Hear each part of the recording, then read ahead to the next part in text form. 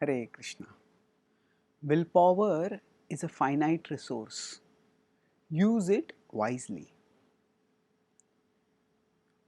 Suppose somebody has very strong muscles and they use it to lift a lot of weights before the main weightlifting competition. And just before that competition, they lifted so many weights that they got so much tired that in the actual exhibition, actual match, actual competition, they have no energy left to lift the weights. And we say, what folly! You have muscles, but you have to use them carefully. Similarly, we all have our willpower. We could say we all have our willpower muscles. There are, when certain temptations come to us, we can resist those temptations, just like resisting the weight by lifting it. We can do it, but our capacity is limited. So, if we expose ourselves to unnecessary temptations, then we may succeed in resisting them, but that will dissipate our energy. So, and eventually when we have to do some important things, at that time some temptation comes up and we will not be able to resist it. So, that is why it's best to avoid those temptations that are avoidable. Of course, we can't avoid all temptations. Just by living in this world and functioning in the world, we will be exposed to temptations, and those we have to learn to resist them. But whenever we are doing any focused work, say for example, if we are studying and we know that we are prone to the temptation of, say, going to Facebook or Twitter or going to some web news sites and then surfing. We may be studying on our computer and the temptation is there. So at that time, maybe we could just disconnect the internet, or we could use some app to block the distracting sites.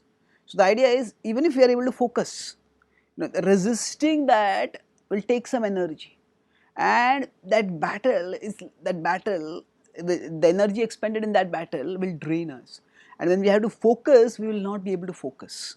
We will not have the energy required to focus. So in one sense, we need willpower first to pull our mind away from distraction, and we also need willpower to focus our mind on that which requires concentration. So, if we could just remove the distraction whenever it is possible, then we can concentrate all our willpower on the object where we want to focus. Now, of course, it's also possible sometimes we become so absorbed in whatever we are doing that the distractions don't matter, but that may not always happen. So there are exceptions when we can be very deeply absorbed, and there are exceptions when distractions are unavoidable. But in the situations in between, when we are not very absorbed, at the same time we can avoid the distraction. Then by knowing that our willpower muscles are finite, we can use this finite resource wisely. The Bhagavad Gita recommends such wisdom when it urges us to withdraw the senses from the sense objects, so that we can focus within. In 2.58 it says, Yada samharate chayam kurmo angani va sarvashah indriyan indriyarthebhyas tasya pragya pratishthitam.